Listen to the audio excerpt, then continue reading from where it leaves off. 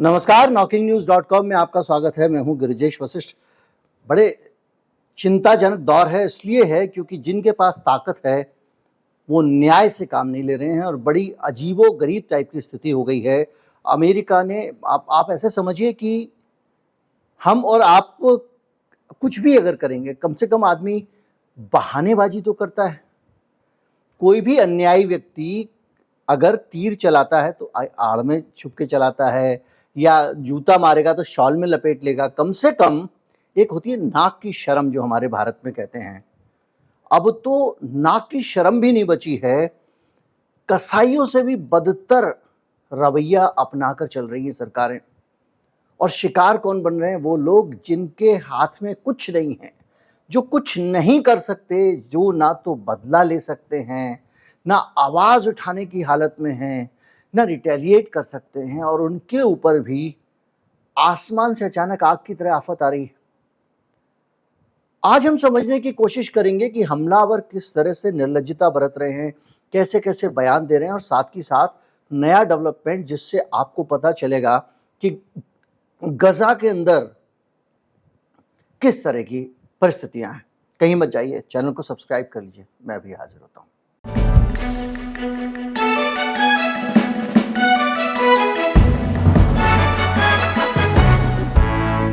सबसे ज्यादा चिंता की बात जो है वो है अमेरिका का रवैया। पिछले दिनों आपको याद होगा कि सबसे पहले 24 घंटे से भी कम समय में बगैर जांच किए अमेरिका ने ऐलान कर दिया था कि मिसाइल जो थी वो हमास की मिसाइल से वो अस्पताल जो है उसके ऊपर चलाई गई थी, जिसमें लोग मरे थे। उसके बाद में उन्होंने ये भी कह दिया कि जो लोग मरे हैं उनकी संख्या गलत बताई जा रही है। उधर जो दुनिया के प्राचीनतम चर्चों में से एक है, वो चर्च आता है सामने, प्रेस कॉन्फ्रेंस करता है और बयान देता है कि इजरायली फोर्सेस लगातार उनको कह रही थी कि आप अस्पताल खाली करके और चर्च खाली करके चले जाइए, चले जाइए, चले जाइए। हमको तरह तरह की वार्निंग्स मिल रही थी। उसके बाद ये घटनाक्रम हुआ है। तरह तरह की तस्वीरें आनी, सब कुछ आ रहे हैं, लेकिन झुठला दिया। अब बाइडेन साहब ने एक और तरीके से सारी बातों को झुठला दिया, और वो ये कह रहे हैं, जो कि अपने आप में बड़ा सवाल है। और कल से परसों से पूरा ब्रिटेन, फ्रांस, जितने भी हैं ये सब मिलकर यही राग लापेंगे, जिसको कहते हैं ना, मार दो मर जाए, मारो भी और रोने भी मत दो। जबरा मारे भी और रोन भी ना दे, ये हमारे यहाँ की कहावत है और अमेरिका एक जबर है। आप सोचिए, बाइडेन कह रहे हैं कि उनको विश्वास ही नहीं है कि फिलिस्तीन में मौत का जो डाटा आ रहा है, उनका ताजा बयान कहता है कि जो डाटा आ रहा है फिलिस्तीन में, जो लोग मर रहे हैं, उतने लोग मर रहे हैं, इस पे उनको कॉन्फिडेंस ही नहीं है, इस बात पे, इस रिपोर्ट पे विश्वास नहीं है। अब आप सोचिए, ये लोगों की जिंदगी का सवाल है। दूसरी तरफ आते हैं, दुनिया क्या कहती है। ऑक्सफैम के बारे में आप सब जानते हैं। ऑक्सफैम एक ऐसा एनजीओ है जो मानवाधिकारों के लिए काम करता है, इंसानों की बेहतरी के लिए काम करता है। भारत में गरीबी अमीरी के भेद के बारे में भी रिपोर्ट वो देता रहता है। ऑक्सफैम की रिपोर्ट कह रही है कि ये सबसे बड़ा युद्ध अपराध है जो इजराइल कर रहा है गजा के अंदर। ये रिपोर्ट कह रही है कि गजा के अंदर भूख को, स्टारवेशन को, भूखमरी को युद्ध का हथियार बनाया जा रहा है। और ये बात वो कह रहा है जो सीज किया हुआ है इजराइल ने उसके ऊपर। उसका कहना है कि बच्चों के पास खाना नहीं है और जितनी सहायता पहुंचनी चाहिए वो पहुंचने नहीं दी जा रही है। और जो सहायता के नाम पर उधर से मिस्र की तरफ से कुछ ट्रक घुसे हैं, वो सिर्फ 2% हैं जितनी सहायता की इस वक्त जरूरत है गजा को। वहां के लोग, वहां के आम लोग, वहां की ज्यादा तस्वीरें भी नहीं आ पा रही हैं, वहां की खबरें भी नहीं आ पा रही। हालत यह है कि जो वहां का अल जजीरा का ब्यूरो चीफ था, जो इलाका शांत इलाका घोषित किया गया था कि यहां पर कोई गतिविधि नहीं है, वहां पे मिसाइल गिराई गई और अल जजीरा का जो गजा का ब्यूरो चीफ था, उसके बच्चे की मौत हो गई, उसके परिवार पे मिसाइल गिरा दी गई। और आप कह रहे हो कि साहब मरने वालों की संख्या पे भरोसा नहीं है आपको। तो ये जो स्थिति है, जो ऑक्सफैम रिपोर्ट दे रहा है, ये आप अपने आप में सोचने की बात है। संयुक्त राष्ट्र की, मैं आपको बता रहा हूं, ये वो एजेंसियां हैं, वो लोग हैं जो किसी अरब वर्ल्ड से नहीं आते हैं, किसी इस्लामिक दुनिया से नहीं आते हैं। ये न्यूट्रल एजेंसियां हैं जो पूरी दुनिया में इंसानियत की बात करती हैं। संयुक्त राष्ट्र कह रहा है कि 100 से ज़्यादा बच्चे जो इंक्यूबेटर में होते हैं, जब बच्चे पैदा होते हैं, इंक्यूबेटर बहुत सारे लोग जानते हैं, और जो लोग नहीं जानते उनको बता दूं कि एक ऐसा छोटा सा जगह होती है जहाँ पे ठीक ठाक तापमान मेंटेन किया जाता है। तो जब बच्चे किसी कमज़ोरी का शिकार होते हैं या उनके शरीर को गर्म रखने की आवश्यकता होती है, उस पर रख देते हैं। हमारे अस्पतालों में सब में होते हैं, आप जाते होंगे, देखते होंगे, कुछ ट्यूबलाइट जैसी जल रही है और वो एक कांच जैसा उसके अंदर। तो वो कह रहे हैं कि इंक्यूबेटर बेबी जो हैं, जो वहाँ रखे हुए हैं 100 से ज़्यादा।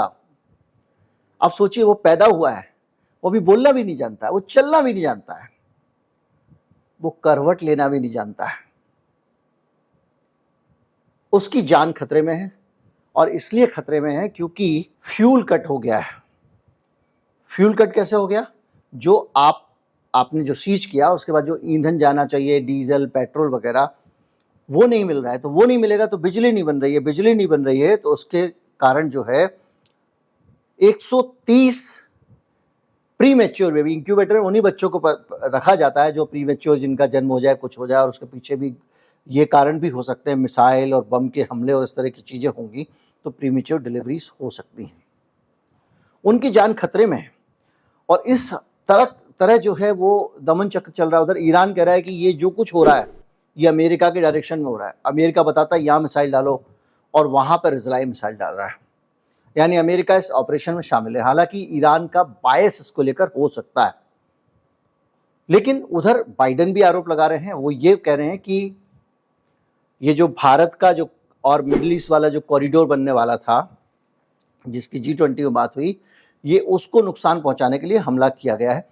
मेरा भी एनालिसिस मैंने आपको बताया था कि वो एक कारण हो सकता है, लेकिन ये भी हो सकता है कि उसके कारण हमला ना हुआ हो, लेकिन अब हमला चूंकि हो गया है तो चीन, रूस, उत्तर कोरिया जो अभी तक मौन है, और ईरान मिलकर इस पूरे के पूरे मामले को सैबोटेज करना चाहते हो, क्योंकि ये कॉरिडोर ही जो बन रहा था वो रूस और चीन को नुकसान पहुंचाने की नीयत से बन रहा था। खैर, अभी फिर से ग्राउंड एक रेड कर दी है। अभी जब ये आपने कह दिया कि हमारे ग्राउंड ऑपरेशन शुरू नहीं हुए हैं, लेकिन आपकी सेना घुस रही है, घुस के वापस आ जा रही है, ये सारे जवाब आपके पास आ रहे हैं। इतनी सारी चीज़ें एक साथ अगर आप देखते हैं तो आपको अंदाज़ा लगता है कि ये दुनिया जा कहाँ रही है। एक तस्वीर आई है, एक वीडियो आया है, जब बाइडेन कहते हैं कि लोगों की संख्या पर उनको भरोसा नहीं है।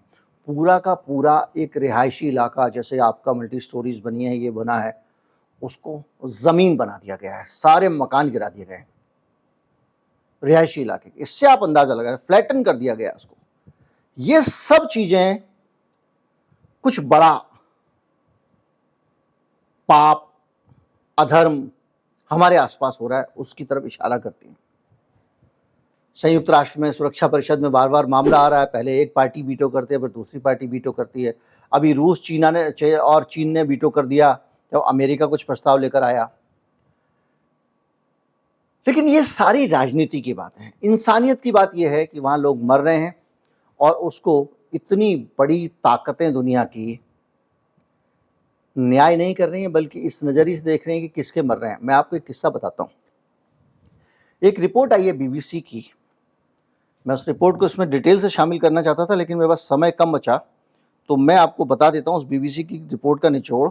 और BBC, ये टाइम्स ने छापी है, लंदन के टाइम्स अखबार ने छापी है, कि BBC का जो दफ्तर है, उस दफ्तर के अंदर एक अजीब सा अन्यायपूर्ण वातावरण है, जिसको लेकर BBC के जो स्टाफ के लोग हैं, जर्नलिस्ट लोग हैं, एडिटर लोग हैं, वो बहुत ज़्यादा दुखी हैं। कई पत्रकार जाते हैं, बाथरूम में जाकर फूट फूट कर रोते हैं और बाहर आ जाते हैं। कई पत्रकार उदास हो गए हैं, दुखी हो गए हैं। अभी BBC ने अपने पत्रकारों से इस विषय पे बात करी और ये समझा कि भाई, ये जो हमारी कवरेज हो रही है गजा की, इसको लेकर आपके क्या विचार है, क्योंकि बहुत सारी कंप्लेंट्स आ रही थी। तो जो ओपन हाउस था जिसमें इस तरह की बातें हुई, उसमें पत्रकारों ने बताया कि हमको आदमी आदमी में भेद करना पड़ रहा है। इजराइल के आदमी की जान की कीमत ज़्यादा दिख रही है, गजा के आदमी की जान की कीमत कम दिख रही है। ये एक पत्रकार का दर्द है। मैं आपको बताऊं, पत्रकार जो होता है वो सबसे संवेदनशील होता है। इसका एहसास भले ही आपको देख के ना होता हो। वो रोज हृदय विदारक तस्वीरों के बीच से गुजरता है और अपने आप को संभालता है। और जिसके अंदर संवेदना नहीं है, जिसके अंदर दर्द नहीं है, इंसानियत के लिए जगह नहीं है, वो पत्रकारिता करना भी नहीं चाहिए उसको। उसके लिए कोई और जगह है, क्योंकि जब तक आप दर्द महसूस नहीं करोगे आप न्याय नहीं करोगे। अब आप सोचिए, अमेरिका अगर दर्द महसूस कर रहा होता तो ये क्यों कहता कि हमको लगता नहीं है कि मर गए, हमको लगता है वो अपने ही उससे मर गए, इतने थोड़ी मरे होंगे, कम मरे हैं, ज्यादा दिखा दिया। तो बीबीसी का जो स्टाफ है उसने वहां पे कंप्लेंट की और उन्होंने कहा कि हम यहाँ पे जो पॉलिसीज हैं उसमें हमको ऐसा महसूस हो रहा है। उसमें सभी वर्गों के थे, सभी धर्म के थे, ऐसा नहीं था कि वो गाजा के लोग हों या फिर यहूदी कुछ और कह रहे हों।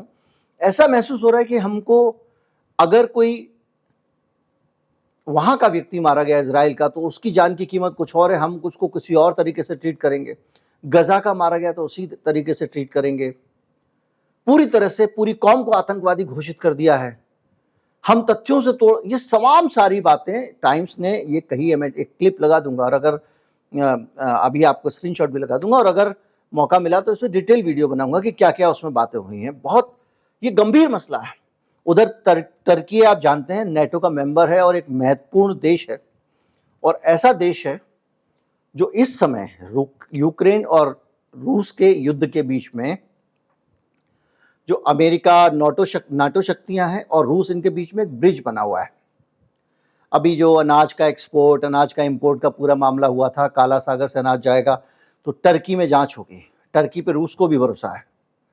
तो वो जो टर्की है उसने एक बड़ा बयान दिया, एर्दोगान ने, जो उनके टर्की है उसका नाम हो गया है, जो उसके राष्ट्रपति हैं। उन्होंने कहा है कि टर्की, हम ये मानते हैं कि हमास आतंकवादी संगठन नहीं है, उसको आतंकवादी संगठन मानना ठीक नहीं है। बीबीसी के अंदर भी इस तरह के जो स्टाफ है उसके अंदर के मतभेद सामने आए थे। ये सारी चीजें आप देखते जाइए और आपको लगेगा, और ये बीच में जहां बीबीसी का दर्द है वहां बहुत सारे दूसरे लोगों के दर्द भी हैं। कोई अपनी बात कह नहीं सकता इस समय। इस युद्ध में अपनी बात कहना सबसे बड़ा जोखिम का काम है। आप, इतनी हाई लेवल पे सेंसरशिप लगी हुई है। आप ट्विटर पे चले जाइए, आपने किसी इजरायली नेता को या उसको कभी जियोनिस्ट को, किसी को आपने सब्सक्राइब भी नहीं किया होगा, तब भी उसके ट्वीट रोज दिन में 10 दिख रहे हैं आपको। क्यों भैया? तो एक इन्फ्लुएंसर है अरब इजरायली, माइशा अब्देल हादी, उसको गिरफ्तार कर लिया गया है क्योंकि इसने गाजा के समर्थन में एक पोस्ट कर दी थी। ये स्थिति है। इसके अलावा ईरान भी कह ही रहा है। सारी तरफ से जो चीजें हैं उसमें एक चीज तो पक्की है, बल्कि 2-3 चीजें। पहला, बेरहम हो गए सब। वो जो 1400 मौतें हुई थी उसको लेकर बैठे हुए हैं। यहां 5000 का आंकड़ा होने जा रहा है, उस पर किसी की चिंता नहीं है। वो 1400 मौतें हुई थी, वो शहरियों की मौतें थी। ये वो लोग हैं जो कोई रिफ्यूजी कैंप में रह रहा था, कोई अस्पताल में भर्ती था, जिनका मतलब कोई देखा जाए तो इस धरती पे जिनकी बहुत छोटी स्थिति थी, मतलब वो अपने दाल रोटी का इंतजाम भी ठीक से नहीं कर पा रहे थे, वो लोग हैं। और उनको गाजर मूली की तरह बम गिरा दिया, मिसाइल गिरा दी, मारा जा रहा है। दुर्भाग्य से जो कुछ हुआ, हमास ने जो कुछ किया, अब दुनिया में उसमें जाना नहीं चाहूँगा, हमास को कितने पैदा किया, क्यों पैदा किया, हमास से किसके इंटरेस्ट खड़े होते हैं, किस नेता का हाथ है, इजराइल के किन लोगों का हाथ, उसमें नहीं जाना चाहूँगा। लेकिन इतना जरूर है कि हमास ने जो कुछ किया उससे किसका नुकसान हुआ? उससे नुकसान हुआ गरीब लोगों का, उन लोगों का जो बेचारे पहले ही दूसरों के रहम पर जिंदा थे। संयुक्त राष्ट्र के स्कूल के लोग उनको पढ़ाते थे, वहां बम गिरा दिया स्कूल पे, चर्च पे, अस्पताल पे। इन लोग जो है ये लगातार बन रहे हैं निशाना। और दूसरी तरफ इनके मामले में भी एक बेरहमी है कि भैया हम सहायता नहीं जाने देंगे। पिछली बार वीटो कर दिया था अमेरिका ने, अब अमेरिका जो है वो कह रहा है कि इतने लोग मरे ही नहीं हैं। फिर मिसाइल उन्होंने खुद ही चलाई थी, मिसफायर हो गई। इतनी ज़्यादा चीज़ें देखने के बाद में, उस तरह से ये जो बीबीसी की रिपोर्ट आई है, अलग अलग रिपोर्ट्स आती है, वहाँ पे रिपोर्टर्स के बीच में कन्फ्लिक्ट है। जो गजा में काम करने वाले रिपोर्टर हैं वो परेशान हैं कि उनको, बीबीसी में ये भी शिकायत आई जो फ्रीलांस जर्नलिस्ट गजा में काम कर रहे हैं, उनकी खबरें दबा दी जा रही हैं। आप सोचिए, जहां पे मिसाइलें गिर रही हैं आसमान पे, वहां जाके खतरे में कवरेज करें। जो यहाँ वाले जाके इजराइल में शहरों में घूम रहे हैं, 2 बाइट ले रहे हैं, 2 बाइट दे रहे हैं, और एक्टिंगें कर करके जो सेल्फी वाले वीडियो भेज रहे हैं, इनके मुकाबले आप उनके बारे में सोचिए जो जान पे फिल के काम कर रहे हैं। और उनकी खबरें जब वो भेजते हैं बीबीसी को, तो बीबीसी इन खबरों को दबा देता है, उन खबरों को दिखा ही नहीं रहा है। वो कह रहे हैं कि साहब, हमारा भी एक रोजी रोटी का मसला है, ये खतरा जान पे खेल के हम इसलिए आपको खबरें भेज रहे हैं कि हमारा पेट पलेगा। लेकिन आप जो है वो बहुत पैसे नहीं मिलते हैं पत्रकारों को खबरें भेजने के, मैं पहले भी बता चुका हूं। उसमें भी उनकी खबरें नहीं छापी जा रही हैं, इजराइल की तरफ से खबरें ज्यादा छापी जा रही हैं, वो भी अलग शिकायत है।